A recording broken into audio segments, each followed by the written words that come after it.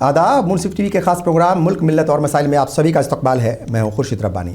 M3 में आज बात करेंगे असम के मुख्यमंत्री हिमंता बिस्वा शर्मा के उस मुतनाज़ा बयान की जिसमें वे कह रहे हैं कि मियाँ को परेशान करो।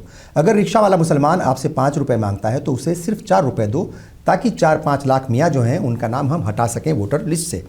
क्यों कह रहे हैं वो ऐसा, आप सब समझते हैं। और तमाम बातें ये हैं कि ऐसे मौके पर उनका बयान आया है कि जब SIR की प्रक्रिया सूबे में चल रही है और वो साफ तौर पर कह रहे हैं कि उनके वोटर्स लिस्ट से जो है उनके नाम हटेंगे और उन्हें फिर वापस बांग्लादेश भेज दिया जाएगा। इस पूरे मामले पर जो कांग्रेस है वो बहुत इसको संजीदगी से उसने इस पूरे मामले को लिया है और वो साफ तौर पर कह रही है कि इस मामले को सुप्रीम कोर्ट लेकर के जाएंगे। और सवाल यहाँ पर यह भी उठ रहा है कि ये जो CM इस तरह की बातें बोल रहे हैं, इस तरह की ज़बान का इस्तेमाल वो कर रहे हैं, ये असल में है क्या ये असम की अस्मिता का मुद्दा है या फिर इसे नफरत भरी सियासत समझा जाए? ये एक बड़ा सवाल है। एक सूबे का चीफ मिनिस्टर ऐसी भाषा कैसे बोल सकता है? इस मुद्दे पर हम चर्चा करेंगे। कई खास मेहमान हमारे साथ जुड़ चुके हैं। जाने माने Islamic scholar professor Akhtarul Wasif साहब हमारे साथ हैं, सोशल एक्टिविस्ट श्रीनिवास साहब हमारे साथ हैं, SIO के नेशनल प्रेसिडेंट हफीज़ जुनैद साहब भी हमारे साथ हैं और जाने माने TV पैनलिस्ट डॉक्टर मुमताज़ आलम रिजवी साहब भी हमारे साथ जुड़ चुके हैं। मैं तमाम मेहमानों का इस्तकबाल करता हूं। डॉक्टर मुमताज़ आलम रिजवी, पहला सवाल आप ही से, हम किस तरीके से आप इसको देख रहे हैं? देखिए, ये जो बयान आया है और असम के मुख्यमंत्री वो एक के बाद एक इस तरह के मुतनाज़ा बयान देते हैं और पीछे नहीं हटते अपने बयानों से, चाहे वो दिल्ली में कोई प्रोग्राम कर रहे हो या फिर असम के अंदर कहीं प्रेस कॉन्फ्रेंस कर रहे हो या कोई भी जनसभा कर रहे हो, हमेशा उनके निशाने पर मियाँ मुसलमान ही रहते हैं। ये जो बयान आया है, इंतखाबात कुछ दिन के बाद हैं, SIR की प्रक्रिया चल रही है, कैसे देखते हैं इस बयान को? देखिए, मौलाए कायनात हज़रत अली अलैहिस्सलाम ने इरशाद फरमाया कि इंसान अपनी ज़बान के नीचे पोशीदा है। और जब ये बात कही गई तो इसका मतलब ये है कि जब इंसान बोलता है तो उसकी हैसियत, उसकी औकात समझ में आती है। जो भी बयान उन्होंने दिया है उससे जिसके बारे में कहा गया उस पर कोई असर नहीं पड़ेगा। उसको 4 रुपए मिले, 3 रुपए मिले, कुछ भी मिले, लेकिन इससे आसाम के जो वजीर आला हैं हिमंता बिस्वा शर्मा, उन पे जरूर असर पड़ेगा, क्योंकि सोशल मीडिया का दौर है, मीडिया का दौर है, न सिर्फ हिंदुस्तान में बल्कि पूरी दुनिया में उनका ये बयान पहुंचेगा। और जब पूरी दुनिया में पहुंचेगा तो जाहिर सी बात है कि जब हम विश्व गुरु की बात करते हैं तो उसमें कहीं ना कहीं उसको चोट पहुंचेगी। जहां तक ये कि क्यों बयान दे रहे हैं, तो देखिए, बीजेपी में एक कंपटीशन चल रहा है। आसाम के मुख्यमंत्री हों, UP के मुख्यमंत्री हों और उत्तराखंड के मुख्यमंत्री हों, इनमें कंपटीशन चल रहा है। और हमें लग रहा है ये कंपटीशन शायद PM बनने के लिए है क्या, मुझे ऐसा लगता है कई बार। और इनको लगता है कि शायद जो जितना मुसलमानों को या माइनॉरिटी को बुरा भला कह सकता है वही ज्यादा गद्दी का हकदार होगा, ऐसा मुझे लगता है। और कुछ लोग बातचीत करते हुए मिलते भी हैं जी। तो इसलिए है, वरना आप बताइए कि जो केंद्र में बैठी सरकार है या जो बीजेपी अथॉरिटी है वो इस तरह के बयान, और मैं तो कहता हूं कि सुप्रीम कोर्ट को चाहिए, क्योंकि आप कैसे कह सकते हो एक संवैधानिक पद पर, एक आईनी ओहदे पर आप बैठ करके हलफ लेकर के आप मुख्यमंत्री बने। आप किसी पार्टी के लीडर नहीं है, आप एक सूबे के मुख्यमंत्री हैं, वजीर आला हैं। आप कैसे बोल सकते हो इस तरह से? और एक रिक्शे वाले का हक आप मारने की बात कर रहे हो सिर्फ इस बुनियाद पे को मुसलमान है। और जहां तक ये कि साहब उसे जो बांग्लादेश से आए भगा दिया जाए, तो इस तरह से आप भगाओगे? भाई, NRC हुई थी ना, आसाम में ही तो हुई थी है? तो क्यों नहीं भगाया आपने जितने लोग थे? कौन इसके लिए जिम्मेदार है? आप एक कानूनी चाराजोई कीजिए, कौन मना कर रहा है? आप कीजिए और करके भेजिए। बार बार घुसपैठिए। जब इलेक्शन आता है, झारखंड में इलेक्शन हुआ तो घुसपैठिए घुसाए, बिहार में इलेक्शन हुआ तो घुसपैठिए घुसाए, SIR किया तो था बिहार में, कितने घुसपैठिए निकले। और क्या है SIR? एक तमाशा बना करके रख दिया है। और इस तरह के बयानात, अगर सरकार वाकई संजीदा है तो इस बात का जवाब दे कि पिछले 12 साल में कितने घुसपैठिए बाहर निकाले, और नहीं निकाले तो उसके लिए मुसलमान जिम्मेदार है क्या? और अगर आ गए बांग्लादेश से इस 12 साल में घुसपैठिए तो उसके लिए मुसलमान जिम्मेदार है क्या? आप जिम्मेदार हैं। ठीक है, लेकिन इस तरह की बयानबाजी से महज देश को बदनाम करना, देश की छवि को खराब करना, छवि को खराब करना, मैं समझता हूं कि सेंटर में बैठे हुए लोग, उनको चाहिए संज्ञान ले। और मैं सुप्रीम कोर्ट से भी कहूंगा कि जो लोग भी इस तरह की बयानबाजी करते हैं, क्योंकि ये बहुत ही संजीदा मसला है। आप एक रिक्शे वाले को आप एक आम इंसान के हक मारने की ठीक। बात कर रहे हो? कौन कह रहा है? जो चीफ ठीक। मिनिस्टर है, जिसकी जिम्मेदारी पूरे सही, जो सूबे सूबे की का है, मुखिया है, बहुत ही बिल्कुल सही, अफसोसनाक, बहुत बिल्कुल सही। अफसोसनाक है। इसकी जितनी मजम्मत की जाए बिल्कुल ठीक है। प्रोफेसर अख्तरुल वासे साहब, ये बयान तो आप भी सुनते होंगे और अखबारों के ज़रिए आप तक भी पहुंचते होंगे या टेलीविज़न या मोबाइल के ज़रिए। क्या है मतलब, इन बयानों का मतलब है क्या, मायने क्या हैं और कैसे इनको लेना चाहिए? क्योंकि देखिए, एक सूबे का मतलब जो है चीफ मिनिस्टर, वज़ीर आला और वो मुखिया हैं, वो मतलब एक तरीके से पूरे सिस्टम को चला रहे हैं, वही जो कहेंगे वही सब कुछ होगा। वो कोई छोटे मोटे लीडर भी नहीं है, अपने सूबे के जो चीफ मिनिस्टर होता है कोई छोटा मोटा लीडर भी नहीं होता, उसकी बातों का आम लोगों पर भी असर पड़ता है। तो किस तरीके से जो है ये बयान जो नफरत का माहौल है उसे और ज़्यादा बढ़ाने का काम करते हैं? देखिए, बुनियादी तौर पे इस तरह के बयानात जो हैं वो जैसे मुमताज आलम रिजवी कह रहे थे, देश की छवि को खराब कर, और बुनियादी तौर पे हिंदुस्तान जैसा मुल्क जिसका के खाड़ी के देशों में एक बहुत बड़ा असर है और इसके अलावा मुस्लिम दुनिया में जिसकी बड़ी पकड़ है, वो जब इस तरह के बयानात आएंगे और कुछ दिनों तक चलते रहेंगे जो चल रहे हैं, जैसा कि हम देख रहे हैं, जैसे मुमताज आलम रिजवी ने कहा भी कि वो बयान आसाम का मुख्यमंत्री नहीं दे रहा है, वो क्या मैं बुनियादी तौर पे हम देखते हैं कि जो दूसरे मुख्यमंत्री भी ये बयान कांग्रेस बीजेपी रूल स्टेट दे रहे हैं। नतीजा ये हो रहा है कि मुल्क की तस्वीर और तशबीह दोनों क्या बदल रही है और इसके लिए हमें एहतियात करनी चाहिए। मुझे बेहद तकलीफ हुई उस बयान को सुन के जो वज़ीर आला आसाम ने दिया। उन्होंने ये नहीं सोचा कि वो सिर्फ एक आसाम की बात नहीं कर रहे हैं, आसाम के अंदर सूरत हाल जो है बिल्कुल दूसरी है। और जो उन्होंने लोगों को भेजा और क्या घुसपैठियों के नाम पर जिन लोगों को उन्होंने देश निकाला दिया और बांग्लादेश भेजा, उनमें से कई लोग वापस आए। ये हमें ख्याल रखना चाहिए और एक बात ये समझनी चाहिए कि इस तरह के रक्षा वालों या आम इंसानों को परेशान करके आप कुछ दिनों तक तो राज कर सकते हैं, लेकिन ज्यादा देर तक इस तरह की चीजों को गवारा नहीं किया जा सकता है। हमें ये समझना चाहिए कि बिहार के इलेक्शन के बाद और महाराष्ट्र के जो चुनाव हुए हैं, अभी सब कारपोरेशन और दूसरे म्यूनिसिपैलिटी उसके वो उस बात की दलील दे रहे हैं कि इस मुल्क में अब ये चीजें चलने वाली नहीं है। हमें इस बात का ख्याल रखना चाहिए कि इस तरह के बयानात जो हैं वो बहुत देर तक बर्दाश्त नहीं किए जा सकते हैं। और मुझे इस सिलसिले में मैं सुप्रीम कोर्ट और उसकी संज्ञान लेने की बात नहीं करता। मैं ये कहता हूं कि इस बात का संज्ञान सबसे पहले वजीर आजम नरेंद्र मोदी को लेना चाहिए, वजीर दाखिला क्या अमित शाह को लेना चाहिए और उन्हें ये बताना चाहिए कि इस तरह की चीजें जबान बर्दाश्त नहीं की जाएगी, क्योंकि वो खुद ये कह रहे हैं कि सबका विकास, सबकी बात, सबका विश्वास। सर 2024 के बाद जो आम इंतखाबात हुए थे 2024 में, क्या एक बार भी किसी ने सुना पीएम के मुंह से सबका साथ, सबका विकास, सबका प्रयास, सबका विश्वास? नहीं सुना, बंद कर दिया। 2024 तक था वो, उससे पहले था, उसके बाद बंद हो गया है। ये इसका मतलब लाइन क्लियर है।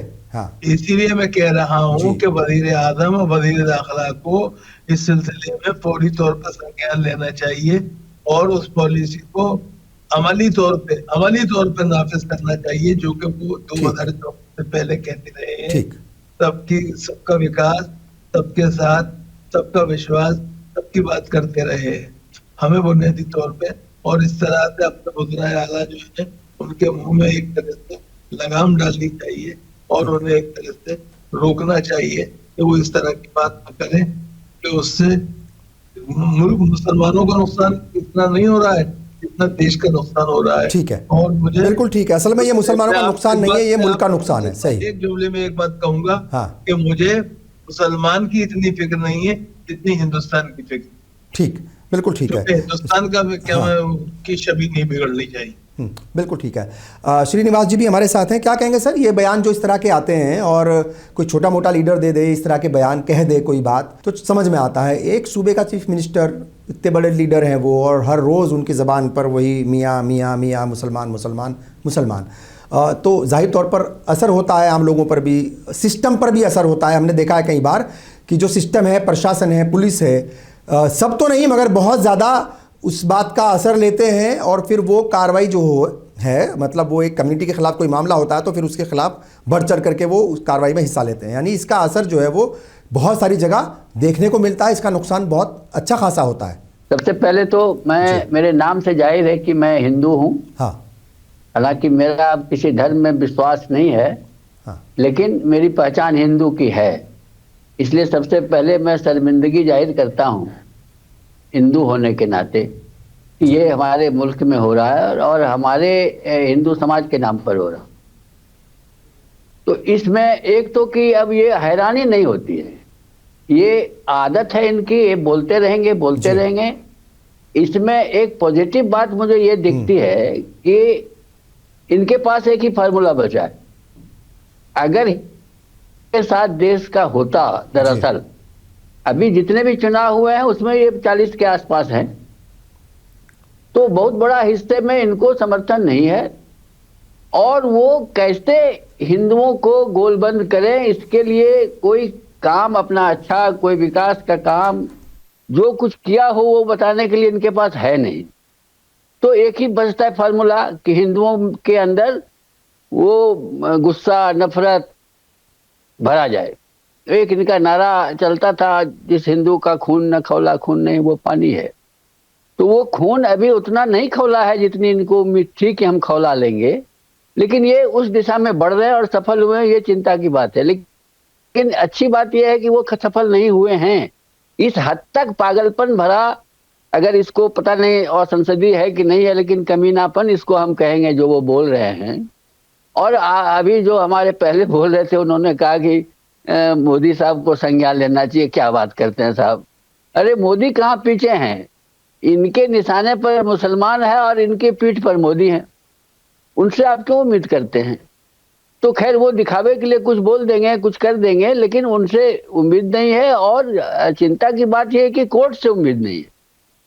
अभी कुछ दिन पहले किसी तमिलनाडु में डीएमके के नेता ने कुछ कहा, हम सनातन खत्म कर देंगे, ठीक नहीं याद है हमको क्या कहा, लेकिन सनातन एक धर्म है या विचार है। कोई कहता है कि हम कम्युनिज्म खत्म कर देंगे, कोई कहता है हम पूंजीवाद खत्म कर देंगे। पूंजीवाद खत्म कर देंगे मतलब सारे पूंजीपतियों को मार देंगे, ऐसा तो होता नहीं। सही। हम ब्राह्मणवाद खत्म करना चाहते हैं क्योंकि हम ब्राह्मणवाद को गलत मानते हैं, तो ब्राह्मणों को हम मार देना चाहते हैं, ऐसा तो नहीं है। तो उसने कह दिया, अगर तो वो कोर्ट ने कहा, किसी कोर्ट के जज ने, कि ये तो नरसंहार के लिए ऐलान करना है। तो ये कोर्ट की जो प्रवृत्ति दिख रही है वो खतरनाक है। जैसे आज ही रोक लगा दिया उस पर, यूजीसी वाले पर, सुप्रीम कोर्ट के चीफ जस्टिस ने खुद। तो ये नाउम्मीदी वहां से भी हो रही है। उम्मीद हम लोग वहीं करते हैं, राजनीतिक लग तो अपने वोट के लिए कुछ भी करेंगे। हाँ, सही। लेकिन ये खतरनाक है। और बांग्ला भाषी से इनको कष्ट नहीं है, न बांग्ला बोलने वाले मुसलमान से कष्ट है, कष्ट मुसलमान से ही है। इसमें कोई अब बहस की बात नहीं है। वहाँ एक बहाना है कि बगल में बंगाल है तो कहते हैं घुसपैठी है। अभी किसी को भी घुसपैठिया बता दो, सही बात है। इतने बिल्कुल सही। ये मुसलमान जो भी बांग्ला बोलता है सब बांग्लादेशी हो गया। तो पश्चिम बंगाल में जो इतने मुसलमान है वो सब बांग्लादेशी हैं क्या? सही। तो बांग्ला बोलने वाला अभी तो किसी ने बताया कि उठा के दिल्ली से जबरदस्ती बाहर ठकेल दिया था बांग्लादेश के बॉर्डर के अंदर, और वो वापस आई और फिर कोर्ट ने कहा कि इनको जबरदस्ती हटाया, आपने कोई जेन्युइन तरीका नहीं था, कोई कागजात नहीं था। तो ये करते रहेंगे। चिंता की बात यही है कि ये जो इस तरह के प्रयासों से जो घृणा और दुश्मनी और तनाव जो बढ़ता है वो पूरे भविष्य के लिए चिंता का विषय है। बिल्कुल सही, बिल्कुल सही। जी, वही चिंता। बहुत सारे इसके पहलू हैं, उस पर हम आएंगे। बिल्कुल ठीक है। हाफिज जुनैद साहब भी हमारे साथ हैं। हाफिज जुनैद साहब, क्या कहेंगे, किस तरीके से आप इस पूरे मसले को देख रहे हैं? ये सिर्फ एक बयान नहीं है, बल्कि इसके अंदर बहुत सारी चीज़ें छिपी हैं, नफरत भी छिपी है, सियासत भी छिपी है, और कहीं ना कहीं कांग्रेस को उलझाने की एक साजिश भी है। तो वो तो कांग्रेस जाने, लेकिन इस बयान के अंदर, अच्छा, बयान ऐसा नहीं है कि पहली बार दिया है, वो अक्सर इस तरह के बयान देते हैं, और जैसा मैं बार बार कह रहा हूँ कि इसका असर, और अभी जितने भी मेहमान हैं वो तमाम लोग कह रहे हैं कि इसका असर जो है वो हर जगह होता है, सिस्टम पर भी होता है, आम लोगों पर भी होता है, और दूर तक बात जाती है और मुल्क बदनाम होता है। तो ओवरऑल किस तरीके से ये बयान आपको लगता है, क्या है इसके मायने? तो अगर हम कॉन्स्टिट्यूशनल वैल्यूज हमारे देखते हैं, दस्तूर के जो हमारे वैल्यूज देखते हैं, तो उसमें कहा गया है कि रिलीजन की बुनियाद पे जो है डिस्क्रिमिनेशन नहीं होगा। हाँ। तो ये असम के जो सीएम हेमंत बिस्वा शर्मा जो कर रहे हैं, ये बेसिकली ये बेसिक जो हमारे वैल्यूज है उसको तोड़ रहे हैं। तो मुल्क कोई हवा की चीज नहीं होती है, बल्कि मुल्क जो बनता है वो कम्युनिटीज से बनता है। सही।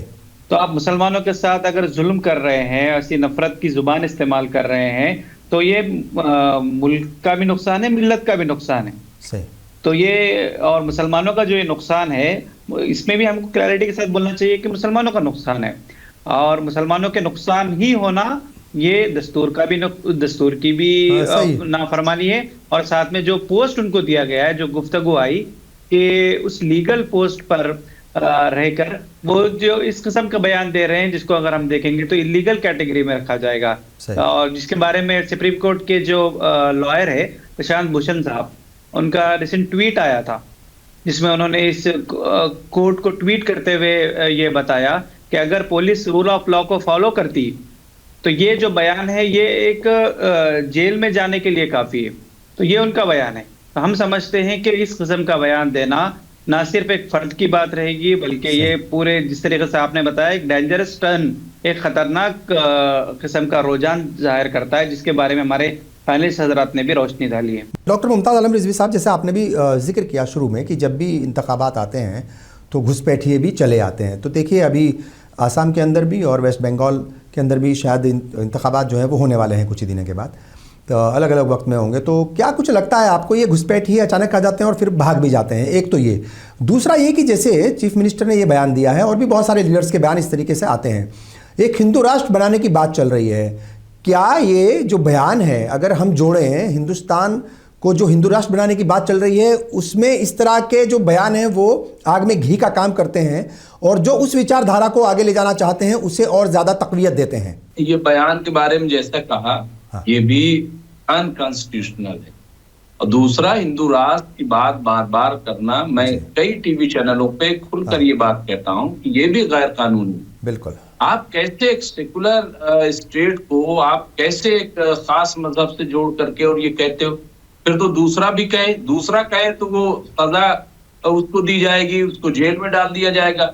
और यहाँ पूरी पूरी रैलियां निकाली जा रही, पूरी पूरी मुहिम चलाई जा रही है और हर तरफ खामोश है। मैं तो हैरान हूँ, मैं फिर कह रहा हूँ, हाँ। कि ऑनरेबल सुप्रीम कोर्ट वो क्यों कॉग्निजेंस नहीं लेता है, वो क्यों इस पे कार्रवाई नहीं करता? भाई देश में क्या चल रहा है, हाँ? क्यों इस तरह से खुल्लम खुल्ला अब जो है बयानबाजी हो रही है? तो आज की तारीख में अब हुकूमत से हम क्या तवक्को करें? हालांकि हम हुकूमत से ही मांग करेंगे, मुतालबा किससे करेंगे? हाँ, लेकिन इसके साथ साथ हम ऑनरेबल सुप्रीम कोर्ट और जो चीफ जस्टिस है हमारे, उनसे भी मैं कहूंगा कि कम से कम देखें। और ऑनरेबल जो हमारी प्रेसिडेंट ऑफ इंडिया है, उनसे भी हम कहेंगे कि ये देश के हक में नहीं है, ये देश के खिलाफ माहौल बन रहा है, इससे देश का फायदा होने वाला नहीं है। इससे जो हम फिर कह रहे हैं, जो हम एक 5वीं दुनिया की बड़ी इकोनॉमी और 4थी बड़ी इकोनॉमी बनने की कोशिश कर रहे हैं या बयानबाजी कर रहे हैं, हलवा हलवा कहने से मुंह मीठा नहीं होता खुर्शीद साहब। उसके लिए काम करना पड़ता है, उसके लिए हमें मिल करके ग्रोथ जो है वो करनी पड़ती है। और मैं बार बार एक बात कहता हूं, यहाँ पे भी मैं कह रहा हूं पूरी जिम्मेदारी। देखिए, मुसलमान इस देश की बहुत बड़ी सच्चाई है। आज यहाँ 25 करोड़ मुसलमान है, 25 करोड़ मुसलमानों के 50 करोड़ हाथ हैं, 50 करोड़। इन 50 करोड़ हाथों को काटा नहीं जा सकता, लेकिन इन 50 करोड़ हाथों से काम लिया जा सकता है। मुझे इस वक्त चुगताई का वो अफसाना याद आता है, 2 हाथ जी। तो अगर हुकूमत में वाकई समझदारी है, हुकूमत में बैठे लोग वाकई समझदार हैं, तो मैं उनसे गुजारिश करूंगा कि इन हाथों से काम लेने की कोशिश कीजिए। काम लेंगे तो देश का विकास होगा, लेकिन अगर काटने की कोशिश करेंगे तो देश का विनाश होगा। इस समझदारी से काम करने की जरूरत है। मुसलमानों 25 करोड़ मुसलमानों को समुंदर में नहीं फेंका जा सकता। और ना ही इनके इबादत को खत्म किया जा सकता है। सही। जो भी ये सोच रहा है या जो इस तरह की बयानबाजी कर रहा है वो दूसरों को बेवकूफ बना रहा है, वो अपने वोटरों को, अपने वोट बैंक को बेवकूफ बना रहा है। ये मुमकिन ही नहीं, ये पॉसिबल ही नहीं है आज की तारीख में। तो इसलिए इस तरह की जो लोग राजनीति कर रहे हैं, अब इसकी वजह से होता क्या है, देखिए जो असल इशू है, हाँ। आज हमारा रुपया इतनी तेजी से गिर रहा है, कहीं बात हो रही है? महंगाई पे आज क्या बात हो रही है?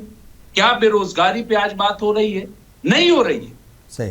तमाम जो बड़े इश्यूज हैं उन पे बात ही नहीं हुई। आज क्राइम बढ़ रहा है खुर्शीद रब्बानी साहब। और जैसा कि अभी आपने कहा कि 24 के बाद से सबका साथ सबका विकास, अरे तो कहां ये नारा कैसे दे सकते हैं? 72 मिनिस्टर बनाए, एक भी उसमें मुस्लिम चेहरा नहीं है, तो कहां सबका साथ हुआ? उनको अपने लोगों में नहीं दिखाई दे रहा है। मैं बार बार कहता हूं कि जफर इस्लाम से ज्यादा कोई उनके यहाँ पूरे बीजेपी में पढ़ा लिखा नहीं है जितना वो पढ़े लिखे हैं, लेकिन उनको बर्फ में लगा के रखा है। तजर्बेकारी में मुख्तार अब्बास नकवी से ज्यादा तजर्बेकार उनके आज की तारीख में कोई नहीं है, लेकिन वो बर्फ में लगा हुआ।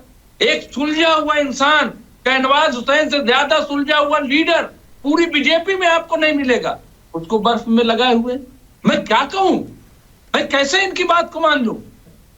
और फिर भी ये बात करेंगे साहब सड़क है, घर हमने बनाया है, टॉयलेट हमने बनाया है, सबको मिल रहा है। अरे भाई, तो कल के कहोगे सूरज भी हम दे रहे हैं, चांद भी हम दे रहे हैं, हवा भी हम दे रहे हैं, पानी भी हम दे रहे हैं। क्या तमाशा?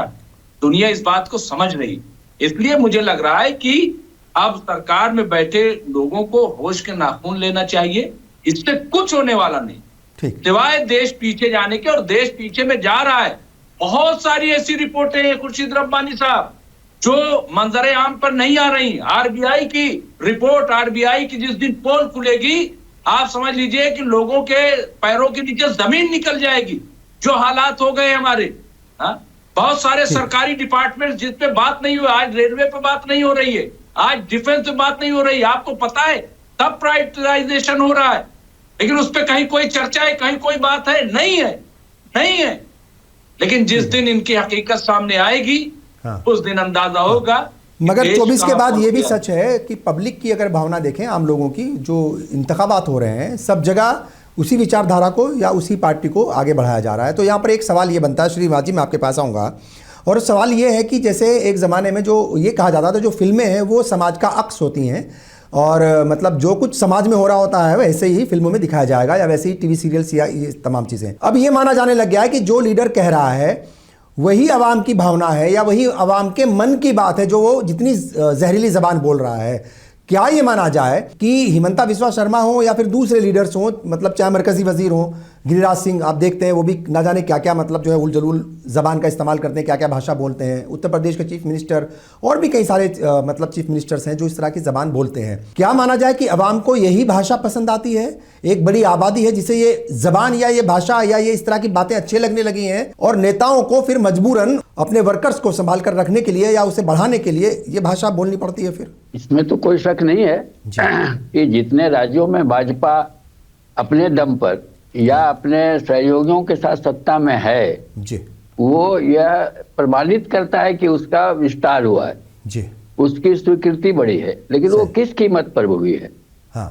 बाकी लोगों ने अपने स्वार्थ में इनके साथ सट गए सत्ता के लिए, अपना सिद्धांत वसूल सबको, और इनके पास एक ही फॉर्मूला है, वो जवान से कुछ भी बोले, ये जो कर रहे हैं वो हम देख रहे हैं। सही। और ये जनता, अब फिल्मों की बात आप मत कीजिए, फिल्में तो इन्होंने एक योजनाबद्ध ढंग से 14 के बाद फिल्में आई हैं, इसमें से कुछ चली कुछ नहीं चली, लेकिन उन फिल्मों का मकसद भी वही था जो इनका एजेंडा है।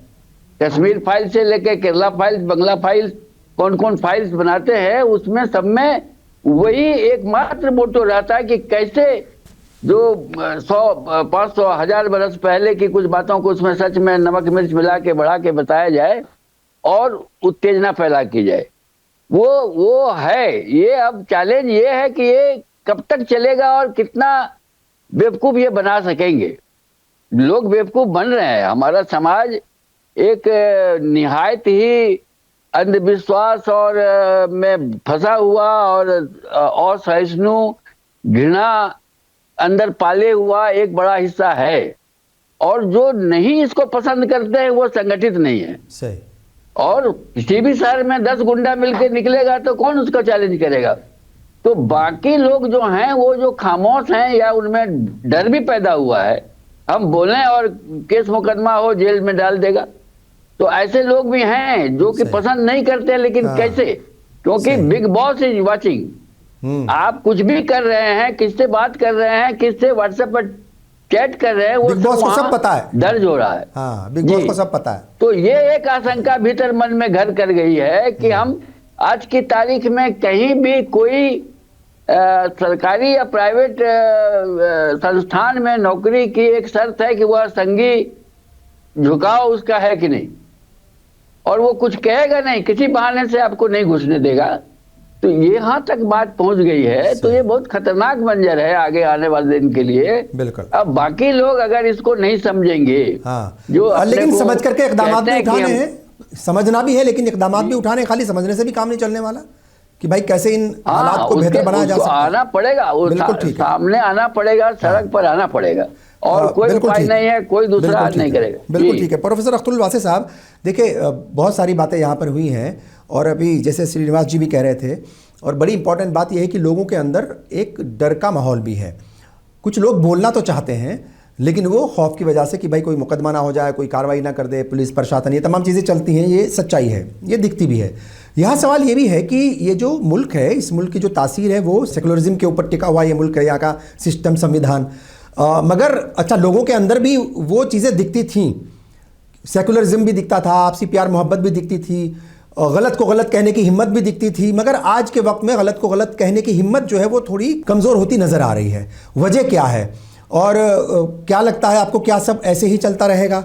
असल तो वजह भी जानना बहुत ज़रूरी है कि लोग जो है वो इतना, मतलब उनको बातें अच्छी लगती हैं, तालियां बजाते हैं, जब किसी एक कौम को गाली पड़ती है तो तालियां बजती हैं। तो ये यहाँ तक हम पहुँचे कैसे, क्यों पहुँच गए यहाँ तक, वजूहात क्या है? देखिए, नंबर एक, पहली बात जो है ऐसा है कि इसमें सबसे जरूरी बात जो है वो मुझे ये कहने की है कि मैंने जब पहले कहा था कि हमें हुकूमत से बात करनी चाहिए, सुप्रीम कोर्ट और उसकी हाई कोर्ट के लिए बात कही थी, तो वजह ये थी कि मैं आपसे एक बात अर्ज करूं। 12 लोगों ने घर के अंदर जुमे की नमाज पढ़ी बरेली के अंदर, और उनके खिलाफ जेल हो गई, और उसमें से एक आदमी जो है वो जेल से भागा हुआ है। तो उसके लिए पुलिस कह रही है, पुलिस जो है, सवाल ये है कि पुलिस का रवैया जो है वो भयानक हो गया है, वो फौरी तौर पे उन लोगों के खिलाफ क्या हमें एक्शन लेती है जो कि बुनियादी तौर पे क्या हमें उसकी मर्जी के मुताबिक काम नहीं करना चाहते हैं, या जिसके खिलाफ अक्सरियत जो है शिकायत करती है। तो इन चीजों के खिलाफ हमें पूरी तरह से होशियार रहना चाहिए, और अदालतों को जो संज्ञान लेना चाहिए था वो नहीं ले रही हैं, इसलिए मैंने अदालतों की बात नहीं कही। दूसरी बात जो मुझे अर्ज करनी है वो ये कि हमें ये नहीं भूलना चाहिए कि माफ कीजिएगा, सिर्फ जिम्मेदारी सरकार की नहीं है, जिम्मेदारी सिर्फ अदालतों की नहीं है, जिम्मेदारी सिर्फ हिंदुओं की नहीं है। हिंदुओं में ऐसे लोग हैं जो कि आवाज उठा रहे हैं, सख्ती से बात कर रहे हैं। प्रशांत भूषण की बात कीजिए, दूसरे लोगों की बात कीजिए, वो इसके लिए आवाज उठा रहे हैं। लेकिन हमें ये नहीं भूलना चाहिए कि ये क्या जो आसाम के चीफ मिनिस्टर हैं, ये चीफ मिनिस्टर होने से पहले कांग्रेस में हुआ करते। हमें इसको नहीं भूलना चाहिए, और कांग्रेस में इस तरह के लोगों ने रह के क्या काम किया है उससे अंदाजा हमें लगाया जा सकता है। तो बुनियादी तौर पे हमें इन चीजों से होशियार रहना चाहिए। लेकिन एक बात मुझे और कहनी है, मुसलमानों को भी अपने रोल को एक तरह से देखना चाहिए, और वो ये कि क्या है कि ये जमाना ना मुनाजरे का है, ना मुहासबे का है, ना मुनाजरे का है, ना किसी तरह के टकराव का है, बल्कि बुनियादी तौर पर मुकालमे का है। हमें हिंदुओं से बात करनी चाहिए और उसके लिए कोशिश करनी चाहिए। ये जो आपने बात कही कि ये बड़ा खतरनाक खेल है, मैं भी मानता हूँ कि लोग जो है वो उस तरफ जा रहे हैं जिधर नहीं जाना चाहिए, और इस मुल्क को नहीं ले जाना चाहिए, क्योंकि इस मुल्क की गंगा जमुनी संस्कृति जो है, वो संस्कार जो है, वो बुनियादी तौर पे हमें इस बात की इजाजत नहीं देते हैं कि हम उधर लेके जाएं। इसलिए बेहतर ये है कि मुसलमानों को हिंदुओं से खुद आगे बढ़ के बात करनी चाहिए। और इस सिलसिले में जो कोशिशें हो रही हैं, खुद क्यों, माफ कीजिएगा मैं आपसे अर्ज करता हूँ बड़े अदब के साथ, हो सकता है आप इत्तेफाक न करें और आपके पैनल से इत्तेफाक न करें, खुद आरएसएस के अंदर एक नई सोच पैदा हो रही है और उनके लोग जो है अलग अलग बातें करने में मजबूर हो रहे हैं। वरना पहले ये नहीं होता था कि वो दूसरी बातें भी करें। अब चाहे वो एक हमें 10% ही अपने रवैये में तब्दीली लाए हो, वक्ती तौर पर लाए हो, हाँ। बदल बदल के लाए हो, लेकिन लाए हैं ठीक। और इसकी तरफ हमें तवज्जो देनी चाहिए। ठीक। लेकिन हमें ये ख्याल रखना चाहिए, आरएस हो या बीजेपी हो, उसको सबको ये समझ के रखना चाहिए कि मुल्क सबसे बड़ी चीज है और मुल्क के अंदर जो है हमें इस बात की कोशिश करनी चाहिए कि इस तरह की सूरत हाल ना हो। ठीक। जो इस तरह की क्या आसाम के चीफ मिनिस्टर, उत्तराखंड के चीफ मिनिस्टर, झारखंड के सॉरी माफ कीजिएगा, मध्य प्रदेश, राजस्थान, बहुत सारे स्टेट है जहाँ पर राजस्थान के चीफ मिनिस्टर पैदा करना चाहते हैं। इन चीजों को रोकना चाहिए। और ये जो हमें एक तरह से मॉब लिंचिंग हो रही है, इस तरह से क्या हमें लोगों को कत्ल किया जा रहा है, उनको निशाना बनाया जा रहा है, उनके अंदर खौफ की नफ्सियत पैदा की जा रही है। मैं आपसे एक बात अर्ज कर दूं, इस मुल्क में याद रखिए कि ये खौफ की नफ्सियत दुओं में पाई जाती है और इसके नतीजे में मुसलमानों में जारहाना मुदाफियत का जज्बा परवान चढ़ रहा है, जिसका कि हमें सबूत देखने को महाराष्ट्र के इलेक्शन में मिला है। हमें उस चीज को समझना चाहिए और ये देखना चाहिए कि इस तरह की कोई कोशिश नहीं होनी चाहिए जिससे कि मुल्क को नुकसान पहुंचे। बिल्कुल ठीक है। अच्छा प्रोफेसर अफजल वासी साहब, अभी आपने एक बात कही कि रवैये में बदलाव आया है आरएसएस के। तो देखिए, जब कुशी सुदर्शन साहब थे आरएसएस के सरबराह, वो भी बहुत सारे लोगों से मिलते थे, बहुत सारी जो है वो मीटिंग्स करते थे और एक उनकी भी बाकायदा एक लोगों के साथ मतलब जो है वो बातचीत होती थी। एक चीज़ यहाँ पर और है कि 2019 में जिस वक्त बाबरी मस्जिद का मसला था या अयोध्या का जो मामला था, उस पर सुप्रीम कोर्ट का वर्डिक्ट आने वाला था, उससे पहले भी हमने यही हलचल देखी थी आरएसएस के लोगों के दरमियान। आरएसएस के सरबराह भी और दूसरे लीडर्स भी तमाम मुस्लिम लीडर्स से भी मिल रहे थे, लोगों से भी मिल रहे थे और जो अलग अलग तंजीमों से जुड़े हुए लोग हैं उनसे भी मिल रहे थे, सहाफ़ियों से भी मिल रहे थे, उर्दू सहाफ़ियों से, मुस्लिम सहाफ़ियों से भी मिल रहे थे। ये 2019 की बात है जिस वक्त ये बाबरी मस्जिद और या अयोध्या का जो मामला था उस पर वर्डिक्ट आने वाला था।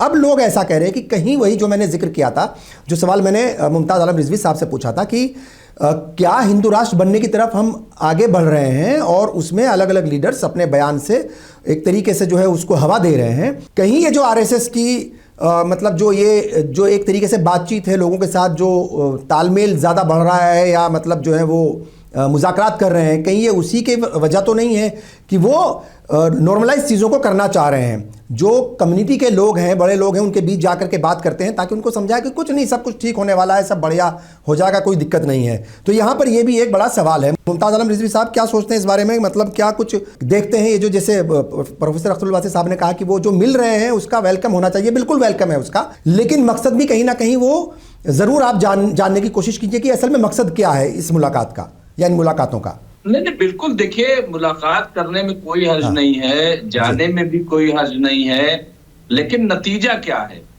नतीजा क्या है वो देखना जरूरी है। बिल्कुल। क्या वो लोग जो 40,000 मस्जिदों की लिस्ट लिए घूम रहे हैं कि साहब ये मंदिर है, सही, उनके बारे में आरएसएस क्यों नहीं बोलता? या और बहुत सारी चीजें हैं उसमें आरएसएस क्यों नहीं बोलता? आरएसएस क्योंकि जानता है कि किस तरह से काम करना है, कम्युनिटी में भी वो जाएगा, तमाम जाएगा, अच्छी बात है, लेकिन जो दिखता है वही तो लोग समझेंगे। सही। मुल्क का माहौल आज खराब हो रहा है। आज आप बताइए, बिला वजह का इशू उत्तराखंड में बनाया जा रहा है कि साहब वहां मंदिर, अरे कौन जा रहा है मंदिर में? कोई नहीं जा रहा है, लेकिन एक इशू सिर्फ ये कि वहां जो मुस्लिम दुकानदार हैं उनको कैसे रोका जाए, सिर्फ इतना इशू है। मैंने तो आज एक चैनल पे कहा, मैंने कहा ठीक है आप रोक दें, बहुत अच्छी बात है, मैं वेलकम करता हूं, लेकिन मैं दावत देता हूं कि हमारे खानकाहों में आओ, हमारे इमामबाड़े में आओ, हमारी मस्जिदों में आओ, मैं दावत देता हूं, आइए हमारे। और मुझे लगता है कि कोई भी कहीं मस्जिद के बाहर या किसी दरगाह के बाहर या किसी मदरसे के बाहर या किसी जलसे में जब कोई दुकानदार होता है, कभी नहीं पूछा जाता मुसलमानों की तरफ से कि तुम हिंदू हो या मुसलमान हो या किस कम्युनिटी को, मेरा ख्याल नहीं पूछा जाता। बिल्कुल सही बात है। इसकी सबसे बेहतरीन मिसाल, सबसे बेहतरीन मिसाल खुर्शीद रब्बानी साहब शाही जामा मस्जिद दिल्ली की है। सही। आप भी बहुत बार गए हैं, हम लोग भी जाते सही। हैं, आप देखिए जा करके। सही। वहां तो रमजान में लोग गैर मुस्लिम रोजा खोलने आते हैं, क्या आज तक सही। किसी ने पूछा? खुश होते हैं, बल्कि बिल्कुल उनकी ठीक है। इज्जत करते हैं। बिल्कुल खानकाह आप हजरत निजामुद्दीन औलिया, बिल्कुल ठीक है। अजमेर शरीफ, हमारे यहाँ इमाम बाड़ों में आप हाँ। जा करके देखिए, तो ये तमाम जो चीजें हैं, मुझे लग रहा है कि यही हिंदुस्तान है। और जो लोग मना कर रहे हैं बहुत अच्छा कर रहे हैं, मना कर दीजिए, आप सही। रोक दीजिए, कोई नहीं जा रहा है, कोई नहीं जा रहा। मैं कहता ठीक हूं है। कि मत जाओ। ठीक तो आप- लेकिन जो हाँ। आपने सवाल उठाए, मैं वो कह रहा हूं, क्या ये चीज आरएसएस को नहीं दिखती? सही। आरएसएस का बयान आया, राजस्थान में क्या आप राजस्थान रोक में रहे हो? कानून बन गया, राजस्थान में कानून बन गया, उत्तराखंड में यूसीसी आ गया, कई मदरसे, मस्जिदें, दरगाहें जो है वो टारगेट की गई, लोगों को परेशान किया गया। क्या नहीं दिखता ये मतलब जो है ना, क्या वही प्राइम मिनिस्टर को चीज़ नहीं है, दिख रहा, बयान क्या आया क्या आरएसएस को कोई? नहीं दिख रहा? सच बात है ये। अगर और ये भी सच्चाई है, ये भी सच्चाई है, बड़ी जिम्मेदारी के साथ हम यहाँ इस बात को कह रहे हैं कि आरएसएस जो है वो बहुत असरअंदाज है सिस्टम के ऊपर, हुकूमतों के ऊपर। इस बात को जहन में रखना चाहिए। मैं वापस आऊँगा आपके पास एक बार और हफीज़ जुनैद साहब भी हमारे साथ हैं। देखिए ये जो यंगस्टर्स हैं, जो नौजवान हैं, वो ख़ास तौर से नौजवान की बात मैं कर रहा हूँ। वैसे तो सभी के हाथ में जो है स्मार्टफोन है, सभी जो है वो सारी इन्फॉर्मेशन वहीं से लेते हैं। मैक्सिमम जो कंजप्शन है न्यूज़ का या इन्फॉर्मेशन का, वो मैक्सिमम मोबाइल से हो गया है। मगर जो नौजवान तबका है वो बहुत ज़्यादा इससे असरअंदाज है। ये जो इस तरह के बयान आते हैं, ये जो फिर हेट स्पीच होती है मुसलमानों के ख़िलाफ़, और इसका असर नौजवानों के ऊपर भी बहुत ज़्यादा पड़ता है। हम देखते हैं कि जो नौकरी करने वाले हैं या साथ पढ़ने वाले हैं, साथ काम करने वाले हैं, वहाँ पर भी तलखियाँ जो हैं वो देखी जाती हैं, तलखियाँ बढ़ जाती हैं। इसको आप कैसे देखते हैं? और उस तलखी से, उस नफ़रत के माहौल से बाहर निकलने के भी क्या कुछ रास्ते बताएंगे आप? एक बहुत अच्छा सवाल आपने किया। असल में देखिए, समाज जो बनता है, एक तो लीडरशिप से बनता है, हाँ। और दूसरा आवाम होती है। बिल्कुल। तो ये जो हम बात कर रहे हैं कि असल मसला ये हो गया है हमारे इंसानी समाज के साथ कि हमारे चाहे पॉलिटिकल लीडर्स हो, चाहे हमारे फिल्म बनाने वाले लोग हो, चाहे हमारे दीगर समाजी लीडर्स हो या रिलीजियस लीडर्स हो, ये सब में असल में वो हिम्मत जो हमें चाहिए इंसाफ के लिए, नाइंसाफी से रुकाने के लिए, वो असल में आवाज कम हो गई है। असल में मसला ये हो गया है, अगर ये लेयर सुधरती है तो पूरा समाज सुधर सकता है। तो आपने मिसाल दी थी, आपने इससे पहले बताया फिल्मों के बारे में बात की, और यहाँ पे तस्करा आया कि आरएसएस भी बात करने की कोशिश कर रही है। लेकिन हम असल में जो कमी महसूस करते हैं वो ये है कि एक बात होती है कि आप प्यार मोहब्बत की बात कर लें, लेकिन असल बात की जो हिंदुस्तान में अभी जरूरत है वो ये है कि आप अच्छाई पे बोलने के साथ साथ बुराई का हाथ पकड़ें, आप बुराई के खिलाफ बोले। आप बोले कि जिस तरीके से ये नाइंसाफी हो रही है नहीं होना चाहिए, ये जहरीली जुबान इस्तेमाल नहीं होना चाहिए, मुसलमानों के खिलाफ नहीं बोलना चाहिए। आप बताइए ऐसे स्टेटमेंट्स कहाँ मिलेंगे आपको? मैं यहाँ पर हमारे जो पैनलिस्ट में श्रीनिवास जी है, मैं उनको मुबारकबाद पेश करना चाहूंगा। उन्होंने बात की शुरुआत ही इससे की कि मैं हिंदू हूँ और शर्मिंदा हूँ, मैं जो है शर्मिंदा हूँ। सही। ये बहुत इंपॉर्टेंट बात है। ये असल में यही चीज आने की जरूरत है। सही। और सिर्फ मुसलमान बोलने से, उनके रवैये से भी नहीं होगा ये मसला हल। ये इस किस्म की आवाज जो श्रीनिवास जी यहाँ पे मौजूद है, वैसे बहुत सारे वॉइसेस की, आवाजों की जरूरत है असल में। बिल्कुल सही।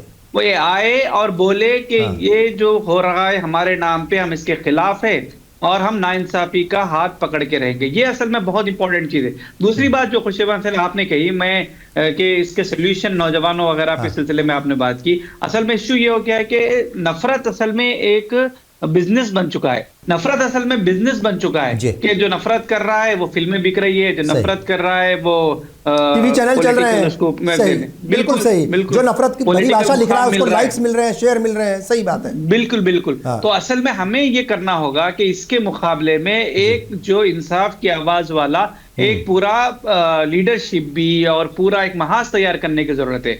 आजकल आप देखिए जो नौजवानों की आपने बात की, कई नौजवान सोशल मीडिया पे अच्छा इस्तेमाल भी कर इसे इंसाफ के लिए, सही न्यूज को बताने के लिए, सही चीज करने के लिए अपनी आवाज उठा रहे हैं। वो बहुत अच्छी बात है। वो मुसलमानों की तरफ से भी है, हमारे हिंदू भाइयों की तरफ से भी है। तो इन वॉइसेस को हमारे नौजवानों को उठाना चाहिए कि वो सोशल मीडिया पे जाए।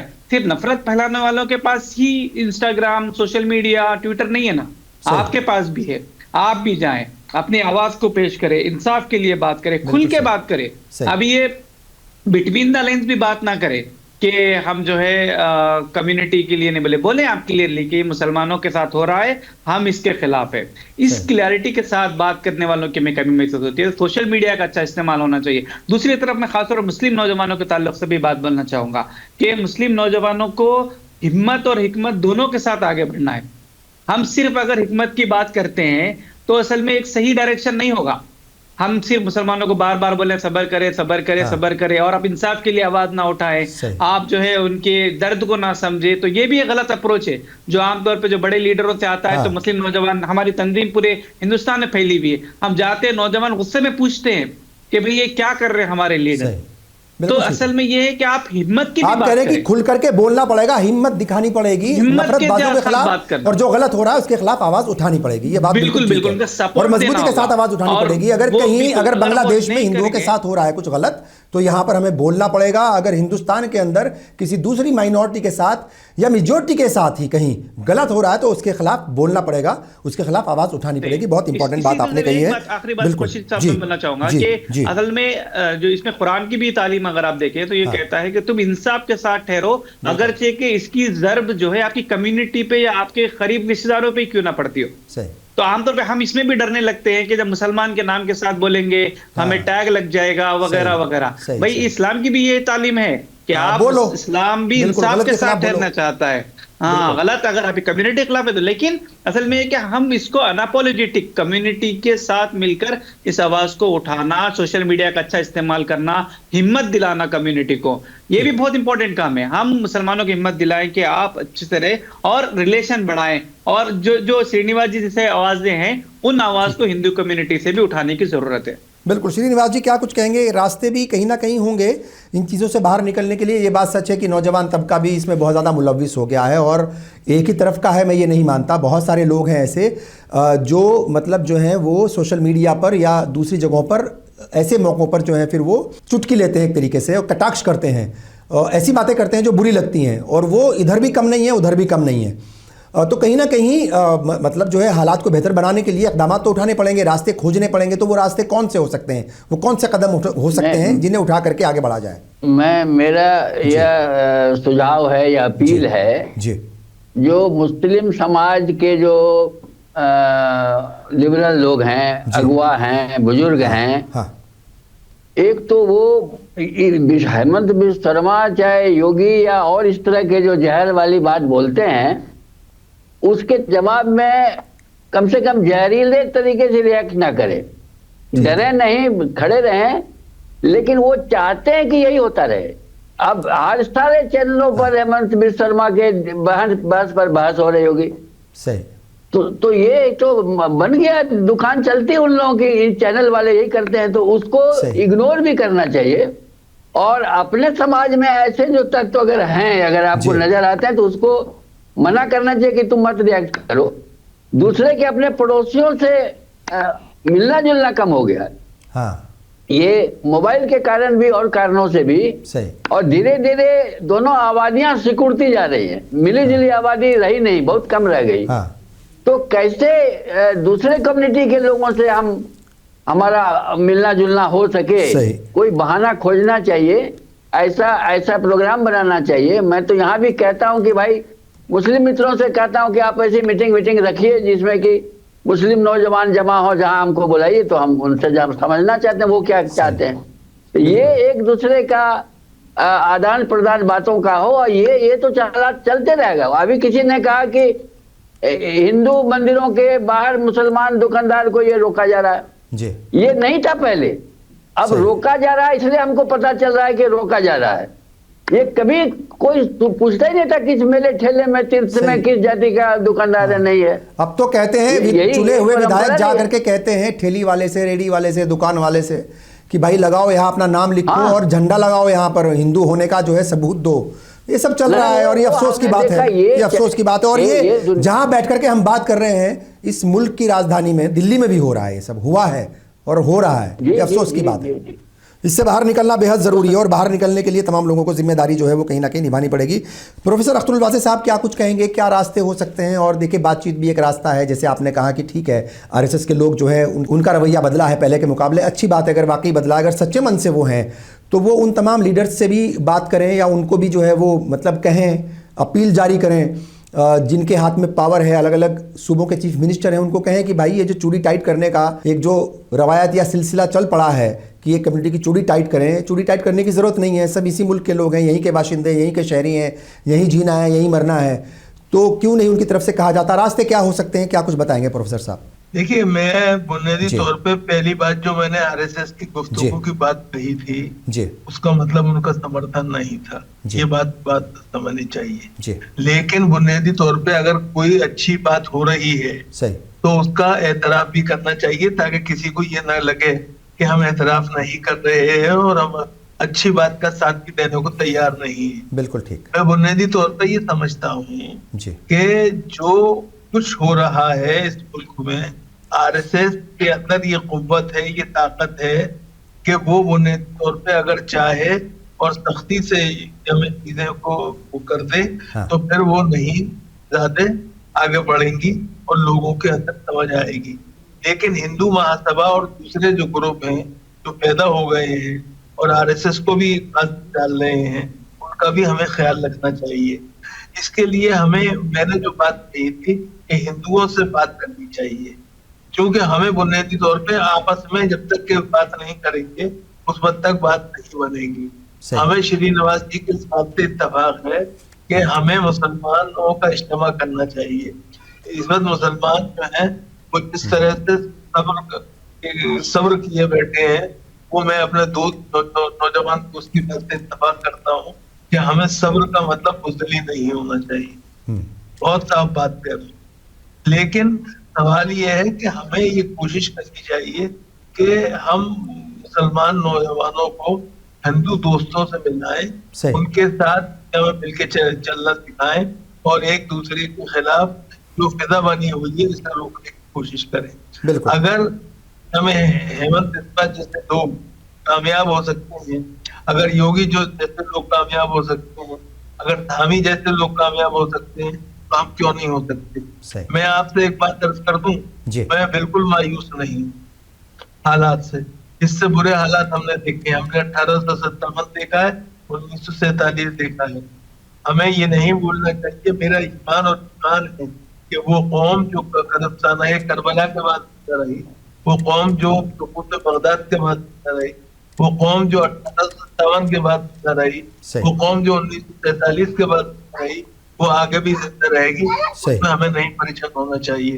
लेकिन बुनियादी तौर पे हुकूमतों को अपने फर्ज से क्या मैं नजरअंदाज तो अपने फर्ज को नजरअंदाज नहीं करना चाहिए और मुसलमानों के साथ जो जुल्म हो रहा है, जो ज्यादती हो रही है, उसको रोकना चाहिए। मैं मुसलमान जानबूझ के कह रहा हूँ, ईसाइयों के साथ भी हो रही है, ऐसी बात नहीं है, दलितों के साथ भी हो रही है, हमें ये भी नहीं भूलना चाहिए। लेकिन हमें बुनियादी तौर पे कोशिश करनी चाहिए कि हम आपस में एक मुश्तरका महाज बनाकर ऐसी कुव्वतों का मुकाबले के लिए आगे आए और ये बताएं कि हमें इस तरह के चीजें पसंद नहीं है और इस मुल्क के इंटरेस्ट में नहीं है चीजें जो होनी चाहिए। और सिर्फ मुसलमानों का मसला नहीं है, मसला जो है मुसलमानों के साथ जुल्म ज्यादती हो रही है। मुसलमान, मैंने बार बार कहा, उसकी तरफ किसी ने तवज्जो नहीं दी कि जब मैं महाराष्ट्र का तस्करा करता हूँ हालिया इलेक्शन के नतीजे का जो कारपोरेशन के आए हैं, तो लोग भूल जाते हैं कि उसका मकसद जो है मेरा वो कहना यही है कि मुसलमान जो है सियासी तौर पर एक नए नुक्ते नजर को अपनाने के लिए आमादा हो रहे हैं। और वो जो भाषा बोलते हैं, वो जो जबान बोलते हैं, वो भी कम खतरनाक नहीं है।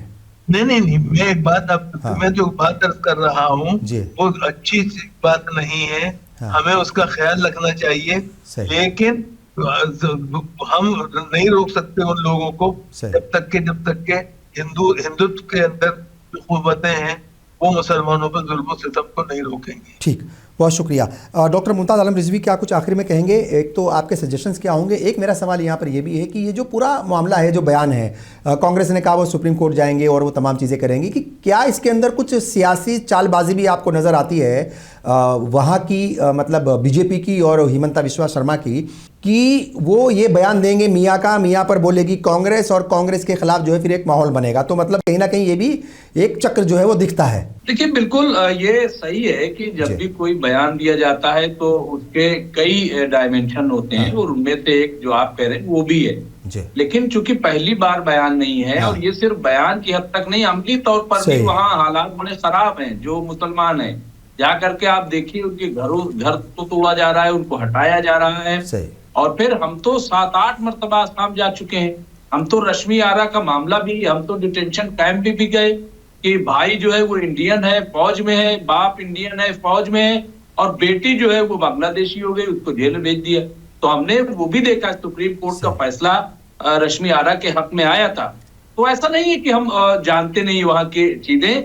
ये बयान सिर्फ बयान नहीं है, ये इशारा है बहुत बड़े। और इसलिए अगर कांग्रेस जा रही है और कांग्रेस के अलावा तंजीमों को भी जाना चाहिए।